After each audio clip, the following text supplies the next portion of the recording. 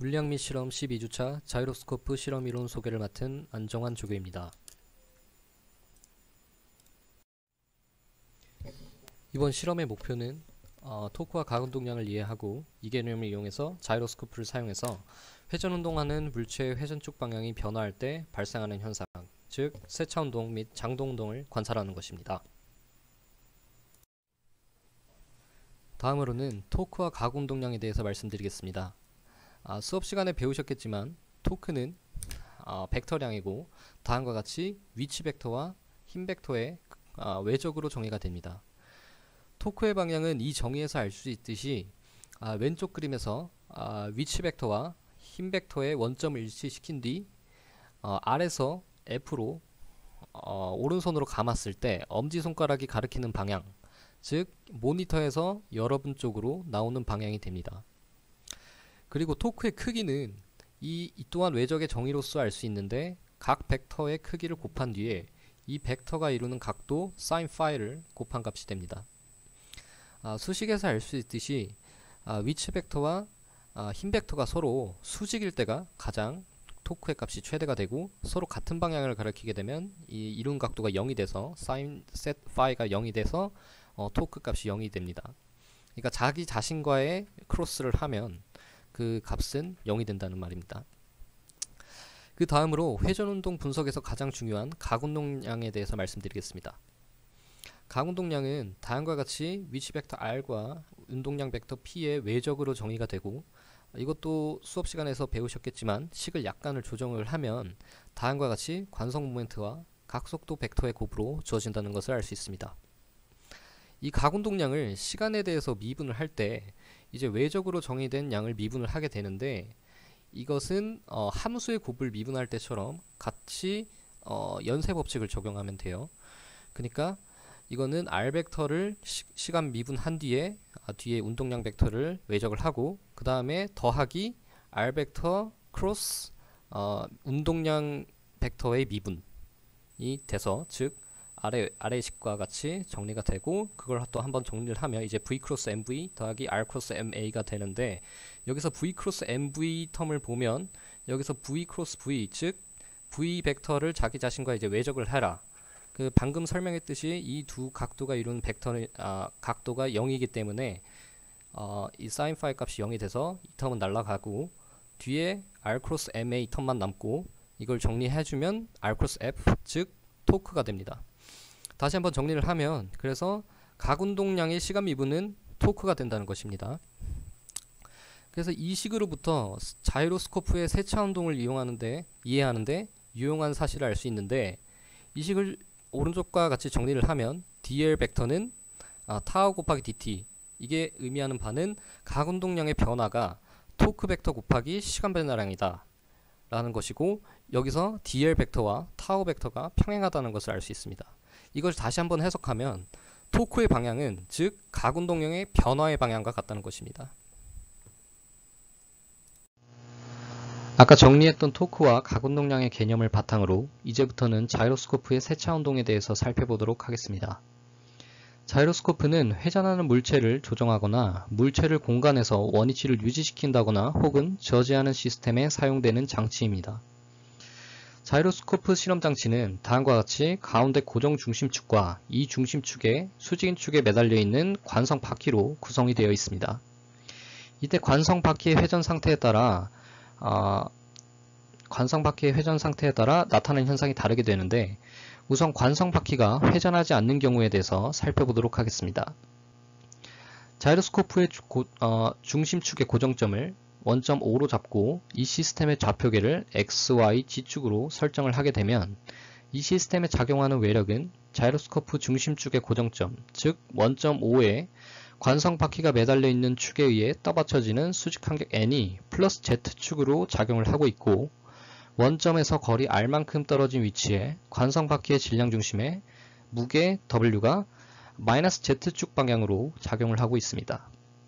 이 두 가지 외력이 토크를 발생시킬 수 있게 되는데 여기서 수직 간격 n인 원점 5에 대해서 위치 벡터 값이 0이므로 이 시스템에 기여하게 되는 토크가 0이 되게 됩니다. 따라서 이 시스템은 무게 W만 토크를 기여하게 되고, 이 토크를 살펴보면 R 크로스 W로 주어지게 되고, 이때 토크의 방향은 벡터 R에서 벡터 W로 오른손으로 감았을 때 엄지손가락의 방향, 즉 여러분 쪽에서 모니터로 들어가는 방향, 그리고 그림의 좌표계에서는 Y축 방향으로 토크가 작용을 하게 됩니다. 이 토크가 Y축 방향으로 작용을 하고 있으므로 이 토크는 관성바퀴의 질량 중심을 XZ 평면에서 회전을 시키게 됩니다. 방금 전 슬라이드에서 살펴보았듯이 이 토크의 방향은 각운동량의 변화의 방향과 같게 됩니다.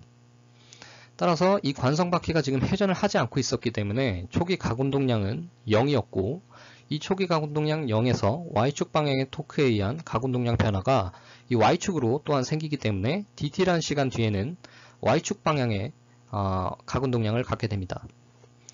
이 dt라는 시간이 흐른 뒤에도 각 토크의 방향은 계속 일정하게 되므로 지속적으로 Y축 방향으로 각운동량이 증가하게 되고, 이것은 지속적으로 XZ 평면에서의 관성바퀴의 회전을 일으키게 됩니다. 결국 자이로스코프는 바닥에 닿을 때까지 Y축 방향으로 Y축을 중심으로 회전을 하면서 떨어지게 됩니다. 하지만 관성바퀴가 회전하는 경우에는 우리가 완전히 다른 현상을 관찰할 수 있게 되는데, 이 관성바퀴가 회전을 하게 되면 관성바퀴가 지금 X축에 대해서 지금 회전을 하고 있으므로 초기 각운동량이 X축에 대해서 0이 아닌 값으로 주어지게 됩니다. 관성바퀴가 이 회전을 할 때에도 무게는 여전히 Z축으로 작용을 하고 있으므로 무게 W에 의한 토크는 여전히 Y축 방향으로 작용을 하고 있습니다. 따라서 오른쪽 그림에서 초기 각운동량의 Li 벡터에 지금 각 Y축 방향으로의 각운동량 변화량 dl 벡터가 지금 더해지게 됩니다. 그 다음에 이 dt 시간의 뒤에 각운동량은 이 두 벡터를 더해서 이 다음 이 초록색 화살표가 되게 되고, 이때에도 무게 벡터는 지금 여전히 Z축으로 작용을 하고 있기 때문에 이로 인한 각운동량 변화량 또한 이 각운동량의 수직으로 지금 작용을 하게 돼요. 그래서 이 수직 관계는 계속 시간이 계속되면서도 유지가 되게 되고, 결과적으로 이 그림에서와 같이 이 관성바퀴의 각운동량 크기를 변화는 시키지 않으면서 XY 평면에서 이 회전을 시키게 됩니다. 이것이 이제 우리가 어떻게 이해를 할 수 있냐면, 이는 이 관성바퀴가 매달려 있는 축이 지금 Z축에 대해서 회전을 하고 있다. 그러니까 XY 평면에서 지금 회전을 하고 있는 거죠. 그렇다는 것은 이렇게 이 관성바퀴의 회전축에 대한 회전으로 인해서 이 관성바퀴가 지금 회전을 하는 것으로 인해 이 회전축 자체가 다른 고정축에 대해서 이제 회전을 하게 되고, 이러는 것을 이제 세차운동이라고 이제 부르는 겁니다.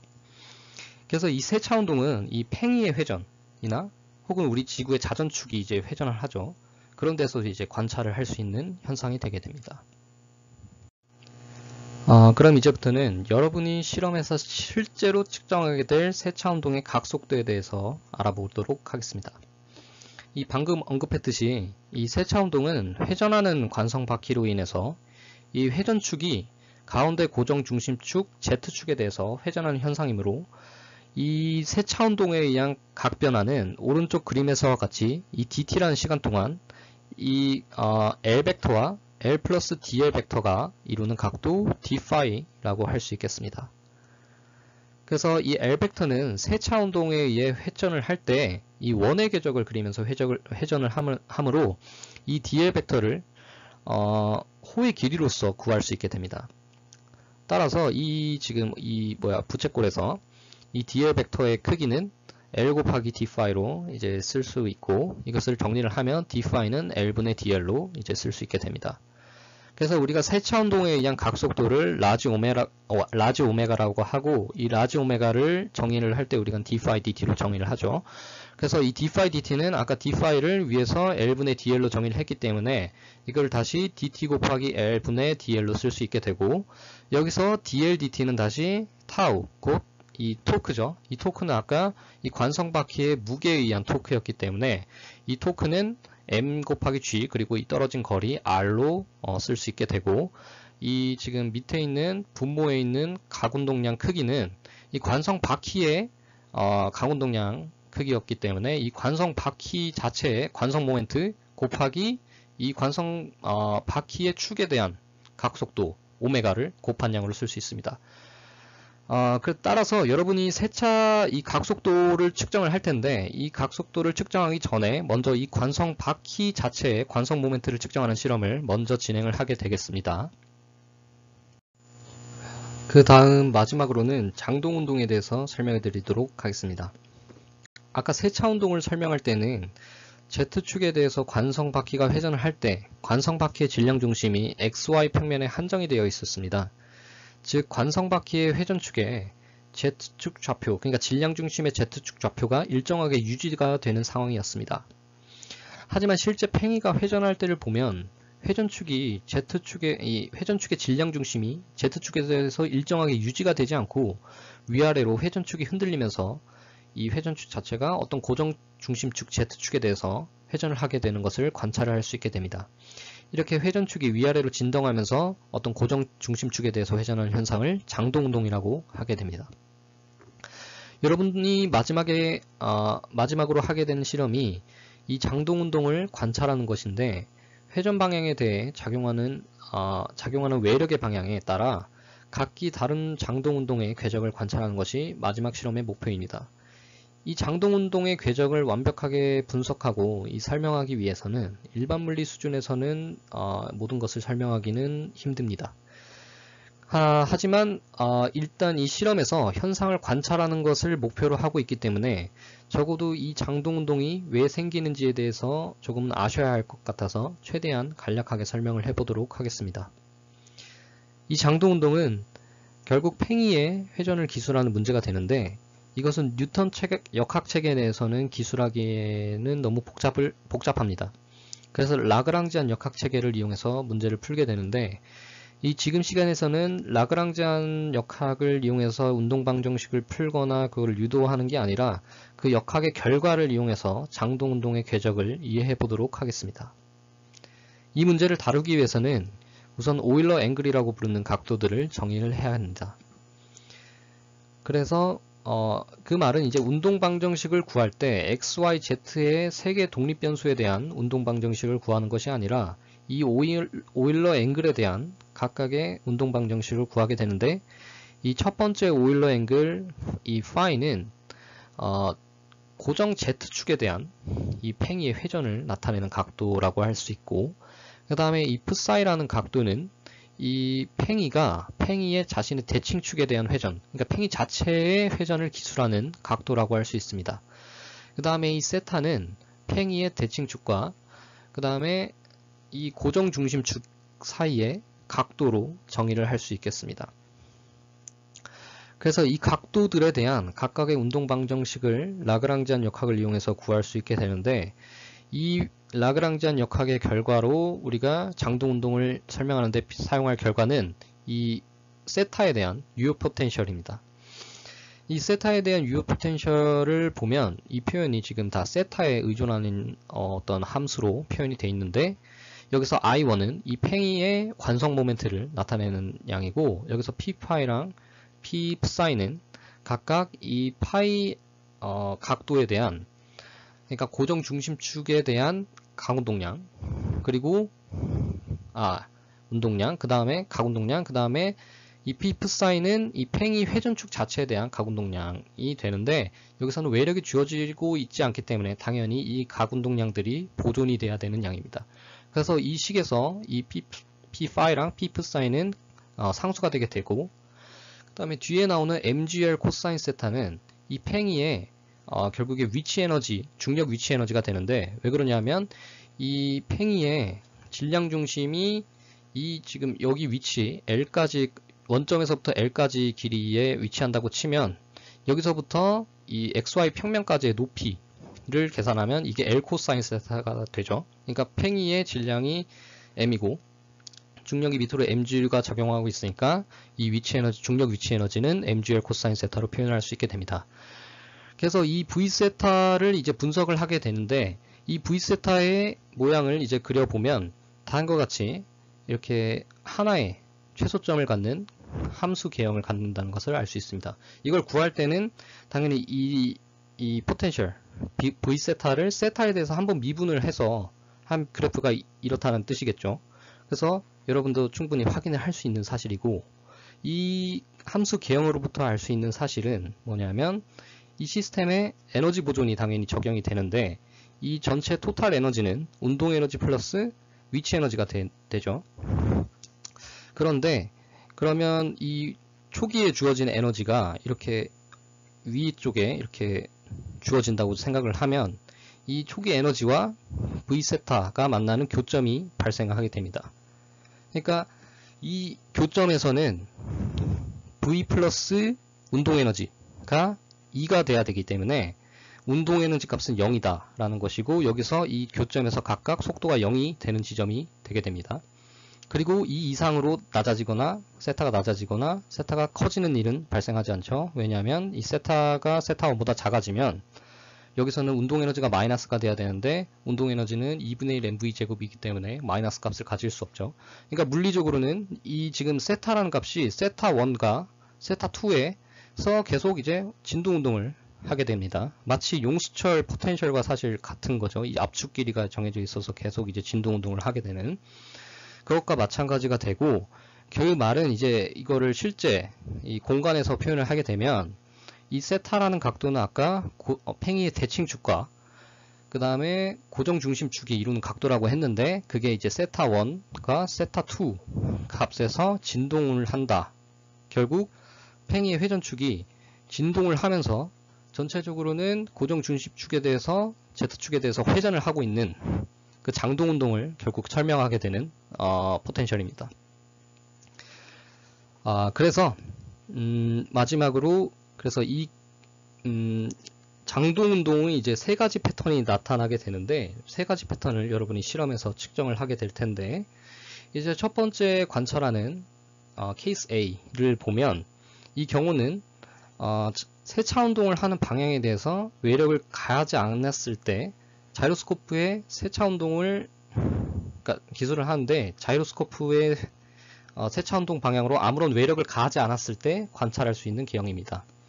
그래서 여기서 나타나는 특징은 이 세타 1 지점에서 각속도가 이제 세타 방향의 각속도, 그러니까 고정 중심축에 대해서 회전하고 있는 이 각속도가 0이 되고, 이제 이게 반시계 방향으로 세타 1에서 세타 2로 진동을 하면서 회전을 하게 되는 개형이고, 그 다음에 케이스 B는 이제 자이로스코프의 세차 운동의 방향으로 외력이 주어졌을 때 관찰할 수 있는 개형입니다. 그래서 여기서 나타나는 특징은 전체적으로 개형이 이제 반시계 방향으로 회전을 하게 되고, 그리고 파이 방향에 대해서 이 각속도 방향 부호가 계속 양수로 유지가 되는 개형이라고 할 수 있습니다. 그 다음에 C는 이제 세차 운동의 방향과 반대 방향으로 외력을 가했을 때 관찰할 수 있는 개형인데, 여기서 나타나는 특징은 이 세타 방향에 대한 각속도의 부호가 계속 달라지게 되면 관찰할 수 있는 개형이다 라고 생각하면 되겠습니다. 이건 왜냐하면 이 가장 아랫 부분에서는 이제 지금 반시계 방향으로 지금 진행을 할 때 이 밑에서 보면 이 순간 각속도 방향이 가장 최저점에서 지금 플러스 반시계 방향으로 가기 때문에 이때 각속도 방향은 양수가 되는데, 이걸 이제 궤적을 따라가다가 반시계 방향 궤적을 따라가다가 이 최고점에 오르게 되면 이때 순간 각속도의 방향이 이제 반대가 되는, 그러니까 각속도의 부호가 반대가 되는 개형을 그리고 다시 회복을 하고 이제 플러스 마이너스 회전 바뀌면서 이제 전체적으로 세차 운동을 하게 되는 그런 개형을 보게 됩니다. 그래서 여기까지가 이제 장동 운동의 설명의 끝이고, 여태까지 경청해 주셔서 감사합니다. 수고하셨습니다.